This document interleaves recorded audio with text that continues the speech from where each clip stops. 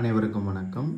இந்த வீடியோவில் TNPSC CTS combine technical சர்வீசஸில் 2025 இருக்கக்கூடிய கேள்வியை தான் நம்ம பார்க்குறோம். ஸோ இந்த கேள்வியை கொஞ்சம் கடினமான கேள்வி தான், ஓகேவா?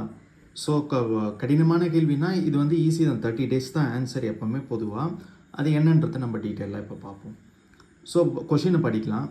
குடியரசுத் தலைவர் எழும் சிக்கல்கள், அதாவது எலெக்ஷன் பிரசிடெண்ட்டோட எலெக்ஷனில் ஏதாவது சிக்கல் ஏற்பட்டுச்சு, ஏதாவது பெட்டிஷன் எதனா சிக்கல் ஏற்பட்டுச்சு அப்படின்னா எத்தனை நாளுக்குள்ளே அந்த எலெக்ஷன் முடிஞ்சு எத்தனை நாளுக்குள்ளே நம்ம ஃபைல் பண்ணணும் பெட்டிஷனை அப்படிங்கிறத இங்கே நாம் பார்க்கணும், ஓகேவா? ஸோ ஆக்சுவல் 30 days தான். இது பிஒய்க்யூ கிடையாது. 30 daysங்கிறது படிக்கிறது பிஒய்க்யூ கிடையாது. எப்படி படிக்கணும்னா, இப்போது இதில் கவனிங்க, election of the president article 71 என்ன சொல்லுது அப்படின்னா, டிஸ்பியூட் இதுதான் உண்மையாலே பிஒய்க்யூ படிக்கக்கூடிய மெத்தட், ஓகேங்களா? இப்படி படிச்சிங்கன்னா கன்ஃபார்மாக சொல்கிறேன், நீங்கள் மறக்கவும் முடியாது. 50% ஆஃப் சிலபஸ் நீங்கள் இதிலே முடிச்சிடலாம், ஓகேவா? ஸோ ஆர்டிகல் 71 என்ன சொல்லுதுன்னா, பிரசிடெண்ட்டோட எலெக்ஷன், வைஸ் பிரசிடெண்ட்டோட எலெக்ஷனை சுப்ரீம் கோர்ட்டில் ஃபைல் பண்ணால் மட்டும்தான் அந்த சுப்ரீம் கோர்ட்டில் கேஸ் எடுத்துப்பாங்க. Must be filed petition of supreme court. Supreme கோர்ட்டில் பெட்டிஷன் போட்டால் தான் என்ன பண்ணுவாங்க, எடுத்துப்பாங்க.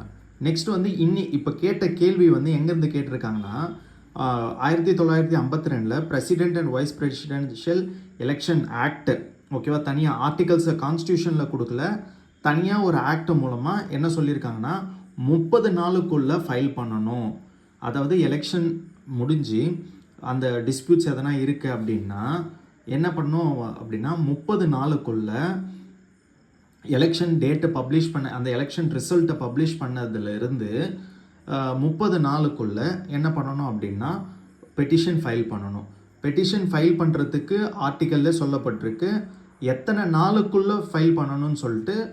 Presidential and vice presidential act 1952 30 daysக்குள்ளே ஃபைல் பண்ணணும்னு சொல்லப்பட்டிருக்கு. So answer is C, 30 days.